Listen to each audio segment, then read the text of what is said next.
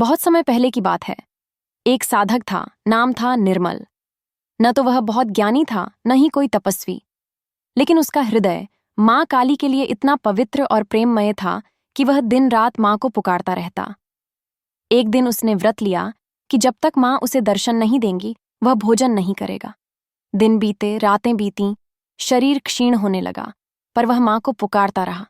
माँ काली, मेरी अंधेरी रातों में आओ, मैं तुझसे मिलना चाहता हूँ, केवल एक बार। 10वां दिन था। शरीर कांप रहा था, पर उसकी आंखों में एक अद्भुत ज्योति थी। उसी रात जब वह अर्धचेतन अवस्था में एक पेड़ के नीचे बैठा था, एक अपूर्व प्रकाश उसके सामने प्रकट हुआ। उस प्रकाश से एक स्त्री की आकृति निकली। काली वर्ण, विशाल नेत्र, हाथों में तलवार और खप्पर, लेकिन चेहरे पर एक ऐसी करुणा जिसे शब्दों में बांधना असंभव है। निर्मल ने कांपते हुए कहा, माँ। माँ मुस्कुराईं और बोलीं, हाँ पुत्र, मैं काली हूं, लेकिन मैं वही नहीं जो तूने किताबों में पढ़ा। मैं तुझसे एक गुप्त कथा कहने आई हूं, जो मैंने आज तक किसी से नहीं कही। निर्मल रो पड़ा। माँ ने उसका सिर अपनी गोद में रख लिया और धीरे से कहना शुरू किया। माँ की गुप्त कथा। बहुत प्राचीन समय की बात है, जब ब्रह्मांड का पहला रंग भी नहीं बना था। मैं केवल शून्य थी, कोई नाम नहीं, कोई रूप नहीं, फिर भी मैं थी। उस समय एक कमल खिला, ना लाल ना सफेद, बल्कि नीला। उस नीले कमल में मेरी पहली चेतना जन्मी। वह कमल न जल में था, न आकाश में, वह अंतर में था, जहां कोई पहुंच नहीं सकता। केवल जो स्वयं को मिटा दे वही देख सकता है। मैंने वहां पहली बार स्वयं को देखा। मैंने अपने अंधकार को स्वीकार किया और वहीं से काली बनी। लोग मुझसे शक्ति मांगते हैं, रक्षा मांगते हैं, पर कोई मुझसे यह नहीं पूछता कि जब मैं जन्मी तो मैं भी डरी थी। डर? हाँ पुत्र, डर इस बात का कि जो शक्ति मैं लेकर आई हूं वह कहीं संहार न कर दे इस नव सृष्टि को।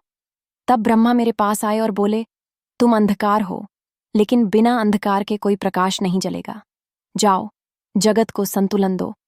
उस दिन मैंने प्रतिज्ञा ली, जहां अन्याय होगा वहां मैं प्रकट होंगी, जहां स्त्री का अपमान होगा वहां मेरा तांडव होगा, जहां कोई बच्चा रोएगा माँ के बिना मैं वहां माँ बनकर पहुंचूंगी। पर एक रहस्य और है जो मैंने किसी को नहीं बताया। वह नीला कमल अब भी है। आज भी ब्रह्मांड के मध्य में सूक्ष्म जल के भीतर वह कमल खिला है। जो सच्चा प्रेम करेगा, जो अहंकार छोड़ देगा, उसे मैं उस कमल की झलक दिखाती हूं। केवल वही मुझे पूर्ण रूप में देख पाता है। निर्मल की आंखों से आंसू बह रहे थे। उसने पूछा, माँ, क्या मैं उस नीले कमल को देख सकता हूं? माँ ने उसका माथा चूमा और कहा, जिस दिन तू अपने भीतर के डर, क्रोध और मोह को जला देगा, उस दिन कमल तेरे हृदय में खिलेगा और मैं सदा वहीं रहूंगी। अगली सुबह लोग निर्मल को मृत समझ बैठे, पर जब उन्होंने उसका चेहरा देखा तो उसमें दिव्यता थी, मानो किसी देवी ने स्वयं उसे छू लिया हो। उसके हृदय में अब माँ का कमल खिला था।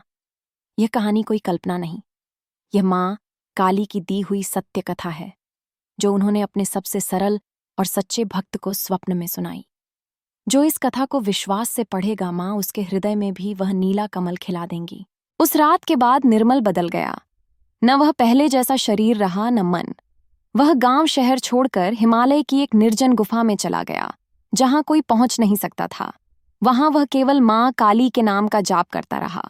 हर रात्रि माँ उसके स्वप्न में आती और उसे उस नीले कमल के और भी रहस्य बताती। एक रात माँ ने कहा, पुत्र, अब तू उस जल के भीतर जा सकता है।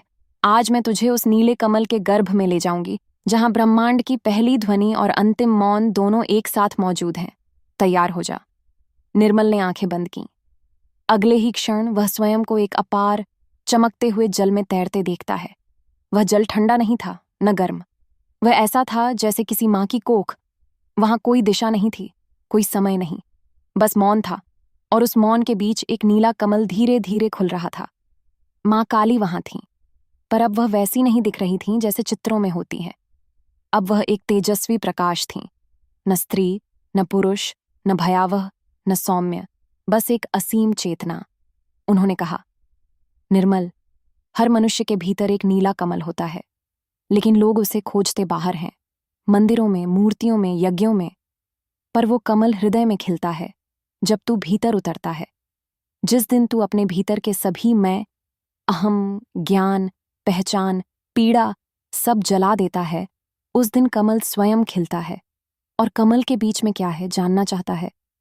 निर्मल ने कहा, हाँ माँ।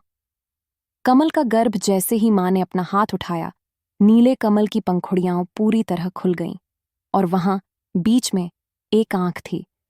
पर वह साधारण आंख नहीं, वह आंख देख नहीं रही थी, वह पैदा कर रही थी।